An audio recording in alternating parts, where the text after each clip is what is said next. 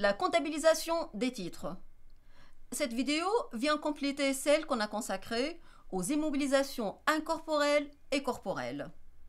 Sur le plan juridique, on distingue les titres représentatifs d'un droit de propriété, comme les actions, de ceux représentatifs d'un droit de créance, comme les obligations.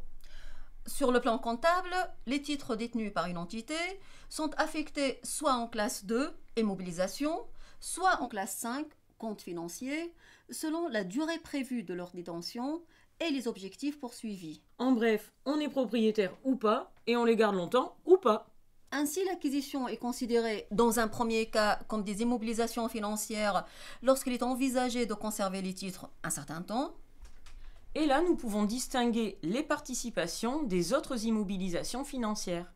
L'acquisition des participations et des créances rattachées à des participations est enregistrée au débit du compte 261. Peut-être qu'on pourrait préciser cette notion de participation. Eh bien, ces titres comprennent les actions et les parts sociales acquises en vue de participer à la vie de la société émettrice, c'est-à-dire d'exercer une certaine influence ou d'en assurer le contrôle. Sont présumés être des titres de participation, ceux acquis par offre publique d'achat ou d'échange, et ceux qui représentent au moins 10% du capital de la société émettrice. Pour ce qui est de l'acquisition des autres immobilisations financières, on les enregistre dans les comptes 27.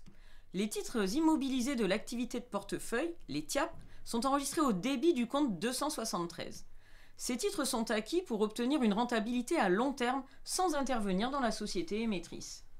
Enfin, on a des titres immobilisés détenus durablement par l'entreprise, sans être motivés ni par la prise de participation, ni par la recherche d'une rentabilité. Cette détention est même parfois subie. Par exemple, lorsque l'entreprise souscrit un emprunt dans une banque à statut coopératif, elle est dans l'obligation d'acquérir en même temps des parts dans la dite banque. Ces titres sont enregistrés au débit du compte 271 s'il s'agit d'actions ou 272 s'il s'agit d'obligations. Dans un second cas, et contrairement aux différentes catégories qu'on vient d'énumérer et qui apparaissent à l'actif immobilisé du bilan, certains titres ne seront pas conservés longtemps. Ils sont considérés comme des titres de l'actif circulant. Leur acquisition est réalisée à des fins spéculatives. Et dans ce cas, Najette, on parle de valeurs mobilières de placement, des VMP, dont l'objectif est de réaliser un gain à court terme dans le cadre d'une gestion de trésorerie. Les comptes débités sont les comptes 50, valeurs mobilières de placement. Ici, le titre est payé de manière fractionnée. Comment on comptabilise l'opération ?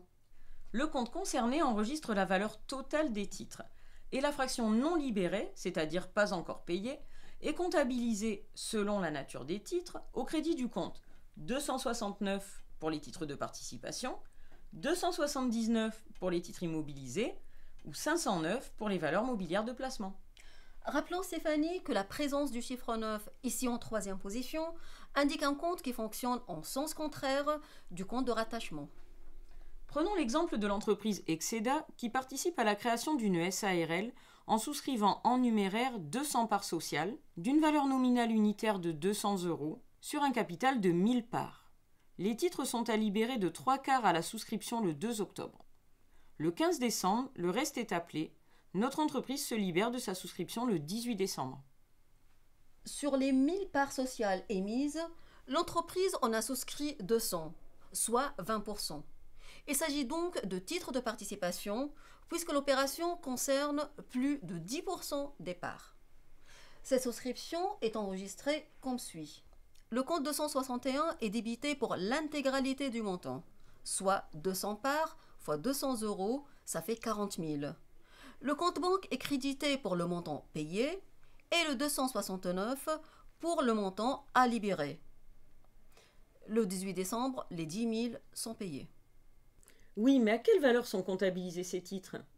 Le montant porté en comptabilité est le prix d'achat. Est-ce que ça veut dire que la notion de coût d'acquisition ne s'applique pas aux titres, contrairement aux immobilisations corporelles et incorporelles ? Si, mais comme il s'agit d'opérations dématérialisées, les coûts additionnels au prix d'achat se limitent essentiellement à des commissions bancaires. Il vaut mieux les inscrire en charge afin de bien suivre l'évolution de la valeur des titres. D'où la comptabilisation de ces coûts au débit des comptes 627 pour le montant des services bancaires et 44 566 pour la TVA déductible sur ces services. Oui, car il y a bien de la TVA sur les frais d'acquisition, alors qu'il n'y en a pas sur le prix des titres. Prenons un cas simple. Suite à un ordre d'achat de titres, la société Janson a reçu le 20 octobre de sa banque un avis de débit résumé par 1000 actions Eurodeal au prix unitaire de 8,10 €, représentant 3% du nombre total des actions émises. La commission bancaire est de 15 € et il y a 3 € de TVA. Supposons que la société envisage de garder ces titres pendant un certain temps. Le faible nombre des titres achetés ne permet pas de les considérer comme des titres de participation. Puisqu'on les garde longtemps, c'est la classe 2, et comme on n'en a pas beaucoup, c'est le compte 273. L'écriture comptable est la suivante. Par contre, si l'acquisition est un placement d'un excédent de trésorerie temporaire dans l'objectif de réaliser une plus-value rapide, on débite le compte 503 VMP. Pour plus d'informations sur les titres, rendez-vous dans 5 minutes pour comprendre les obligations et 5 minutes pour comprendre la cession des titres. Et pour des informations sur les immobilisations incorporelles et corporelles, rendez-vous dans 5 minutes pour comprendre la comptabilisation des immobilisations.